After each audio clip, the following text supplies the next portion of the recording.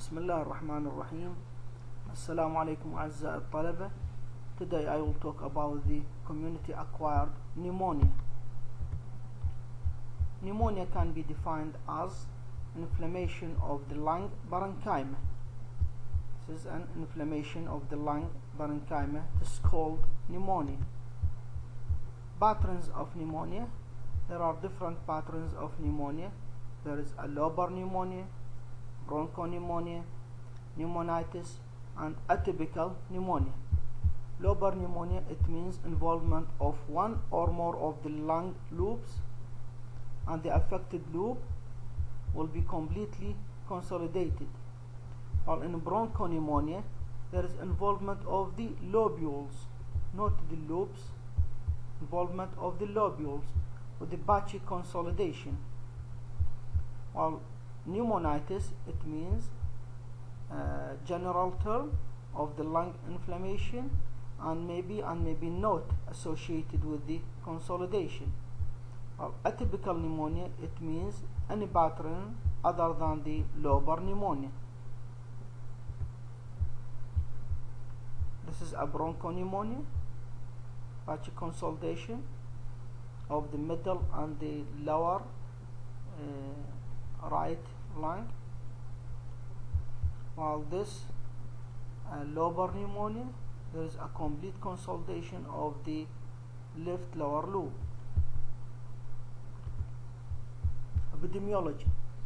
Pneumonia is the leading infectious cause of death globally among children less than 5 years of age, and accounting for about 920,000 deaths per year, with more than 99% of pneumonia deaths occurring in the low socioeconomic groups, especially in the developing countries, mainly in the Africa and South Asia. But nowadays, the mortality due to the pneumonia in children was declined greatly, especially in the developed countries, due to the introduction of the antibiotics, vaccines, and due to the expansion in the medical insurance. Epidemiological factors such as age, season of the year, immunization status, and health status of the child will help in narrowing the list of the possible underlying causative agent. What are the etiology of pneumonia? Generally, the cause of pneumonia could be infectious, i.e. microorganisms, which is the most common type, or it could be a non-infectious causes, including aspiration of the food or aspiration of the gastric acid, foreign bodies, hydrocarbons, lipoid substances, or it could be due to the hypersensitivity reaction, or maybe due to drug-related or radiation-induced pneumonitis. The infectious agents are commonly cause of community-acquired pneumonia vary by the age. So the age will determine the causative agent.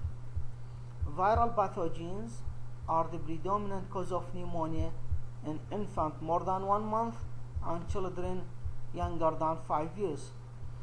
And these viruses including the respiratory syncytial virus, rhinovirus, parainfluenza virus, influenza virus, adenovirus, human metapneumovirus, and others.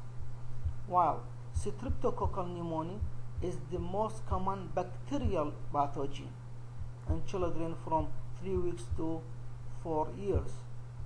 While mycoplasma pneumonia or chlamydophila pneumonia are the most frequent bacterial pathogen in children 5 years of age or more. The most common combination of pathogens is streptococcal pneumonia with respiratory syncytial virus or mycoplasma pneumonia. Coronavirus associated with the respiratory diseases, including the SARS, severe acute respiratory syndrome, which began in 2002 in China and then spread to the world in 2003.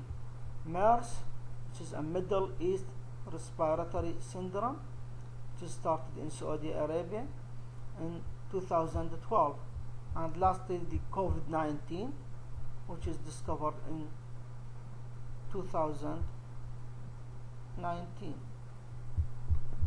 Avian flu or bird flu is a highly contagious viral disease of poultry or other birds, also cause pneumonia, and it is caused by the influenza A, H5N1. In children with the HIV infection, Mycobacterium tuberculosis or atypical Mycobacterium, Salmonella, Escherichia coli, Pneumocystis jirovecii are prominent causes of the lower respiratory tract infection in children less than 5 years of age. Streptococcus pneumoniae, Haemophilus influenzae, and Staphylococcus aureus are the major cause of hospitalization and death from pneumonia among children in the developing countries. This table shows the causative agent according to the age group. As I said, from more than 1 month up to 4 years, the most common causative agent are viruses, especially the respiratory syncytial virus, while the bacterial cause in these age groups mainly Streptococcus pneumoniae, Haemophilus influenzae, whether typable or non-typable. But more than 5 years of age, the most common causative agent is the Mycoplasma pneumonia and the Chlamydophila pneumonia, as I mentioned.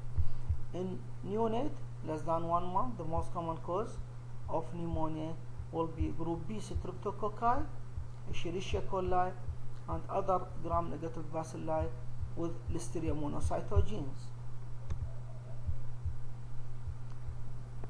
There is a recurrent pneumonia. What is the meaning of recurrent pneumonia? Recurrent pneumonia can be defined as 2 or more pneumonic episodes in a single year, or 3 or more pneumonic episodes ever, with radiological clearance in between. What are the causes of the recurrent pneumonia? If a child presented to us with recurrent pneumonia, so we have to think about these possibilities. Could be due to the lung disease, such as asthma or cystic fibrosis, or there may be an anatomical abnormalities, such as tracheoesophageal fistula or bronchiectasis, or there may be a GERD with aspiration, or there may be a neurological disorders that interfere with the protection of the airway, or there may be an immune suppression, whether it is congenital or acquired, or hemoglobinopathies. Also, there will be a possibility of the disorders of cilia, like motile cilia syndrome and Cartagena syndrome. So these are the possible causes for the recurrent pneumonia. What are the clinical manifestations of pneumonia? It depends on the age and depends on the severity of the condition.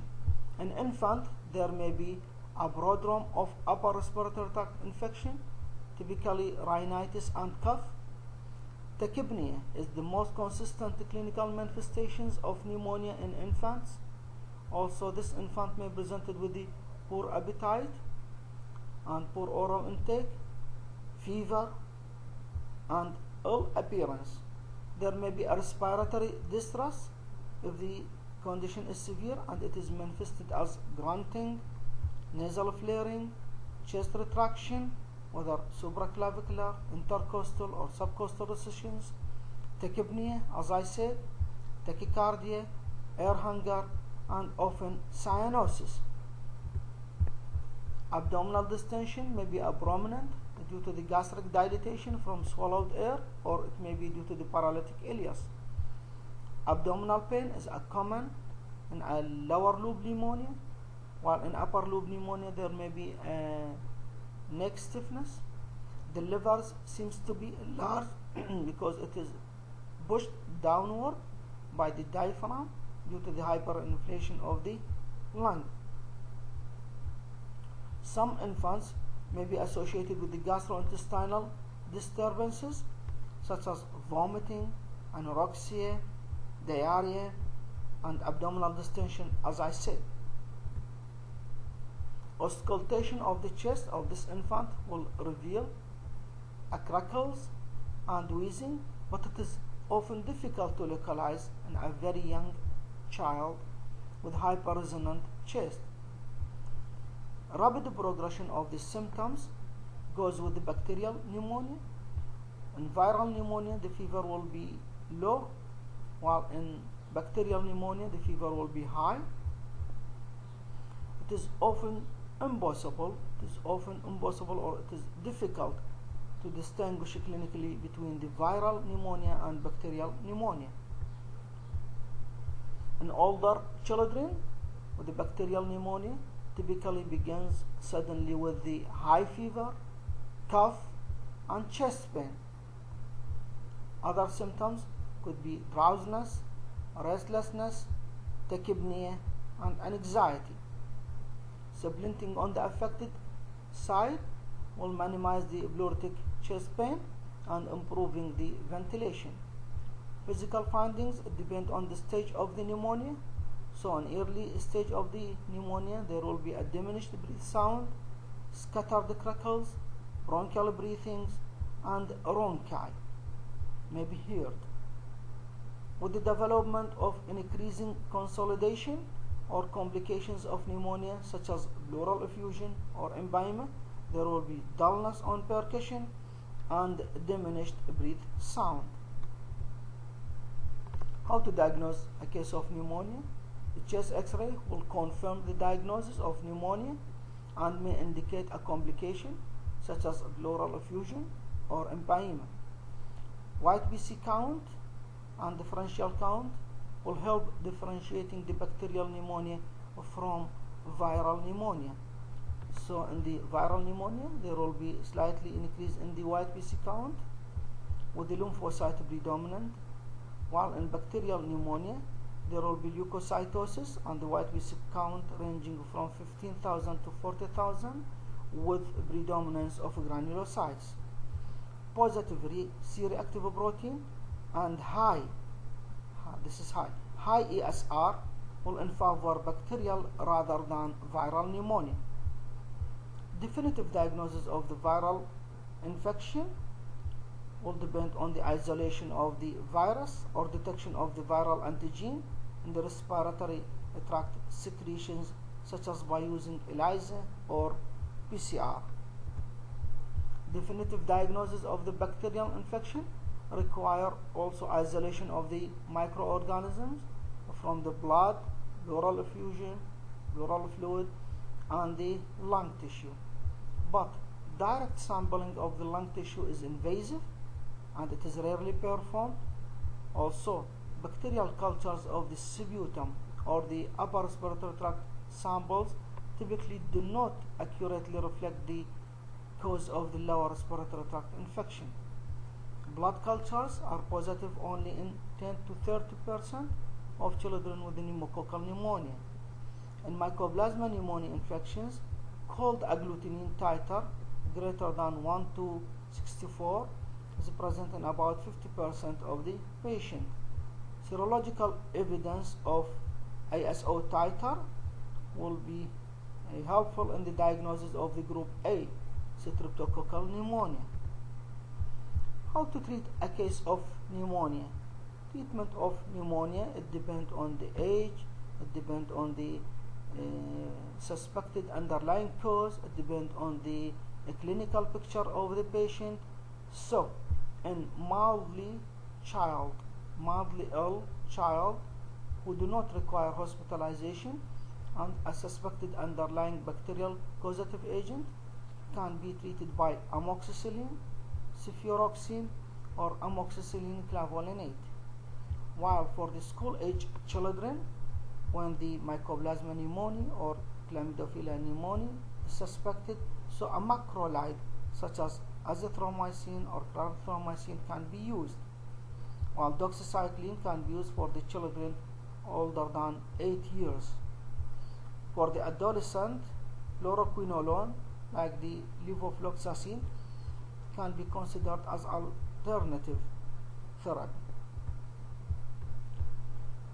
Empirical treatment of the suspected bacterial pneumonia in hospitalized child require approach depending on the clinical manifestation, and we use the parenteral cefotaxime or ceftriaxone. So this will be the third generation cephalosporin. Ceftriaxone or cefotaxime is the necessity of therapy for the suspected bacterial pneumonia. If the clinical features suggested a staphylococcal pneumonia, such as the presence of the nematocele or empyema, so we have to add vancomycin or clindamycin. Also, in those patients in hospitalized child for pneumonia, don't forget, if required, the supportive measures like the oxygen, antibiotics, and IV fluid if it is required. So we have to use 2/3 of the maintenance fluid.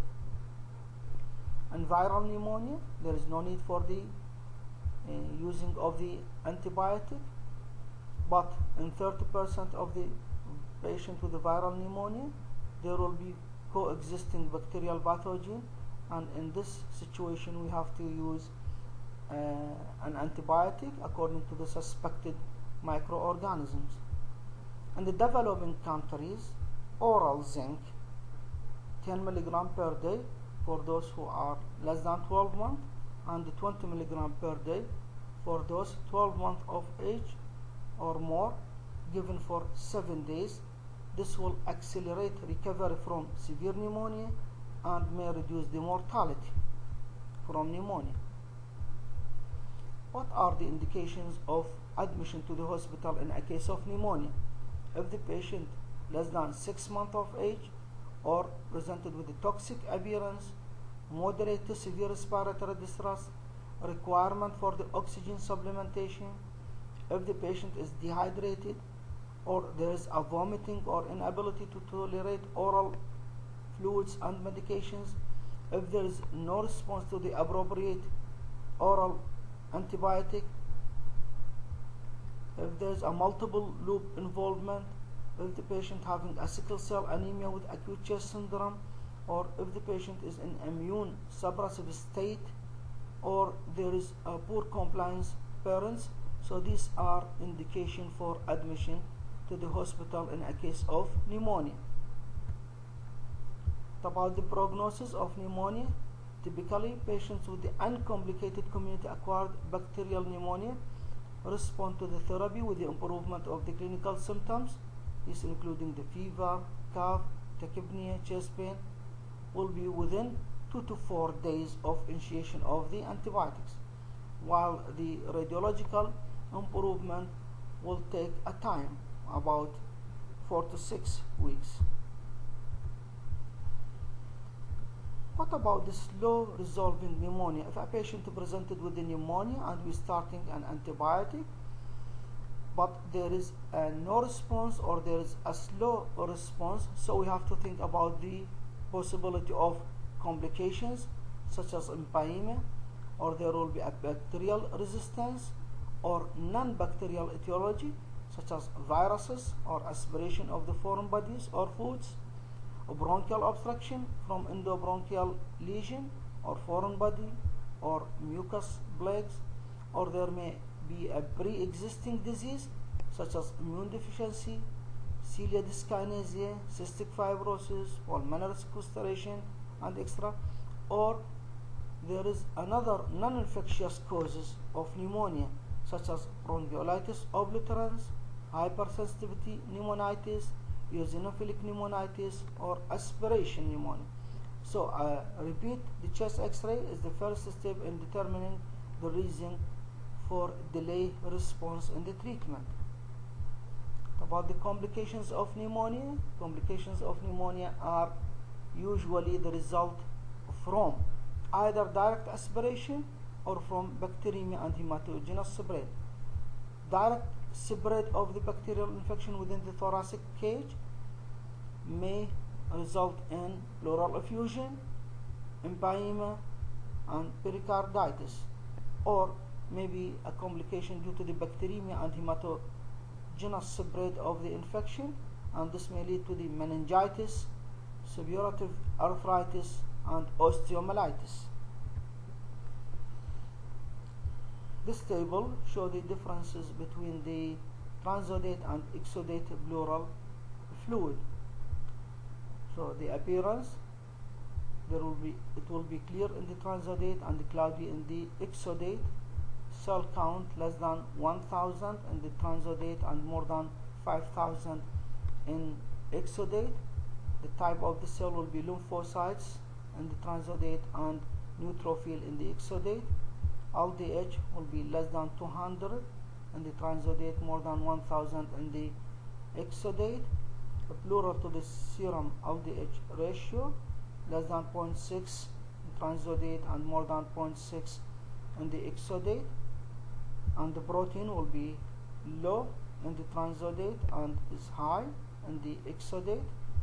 The pleural to the serum protein ratio will be less than 0.5 in the transudate and more than 0.5 in the exudate. The glucose will be normal in the transudate and low in the exudate. The pH will be normal in the transudate and 7.1 low in the transudate. Gram-stain will be negative in the transudate usually, and it is more than 85% positive in the exudate unless the patient receiving prior antibiotic. This is a chest X-ray. This is a chest X-ray showing an upper right lobe pneumonia. This is a complete consolidation of the right upper lobe. So this is a right upper lobe pneumonia. This is a right middle lobe pneumonia, complete consolidation of the middle lobe of the right lung. So this is a right middle lobe pneumonia. This is a complete consolidation. This is a right side empyema as a complication. And this is a bronchopneumonia. There is a patchy consolidation all over the lung fields bilaterally, mainly in the right side. This is bronchopneumonia. And thank you for listening.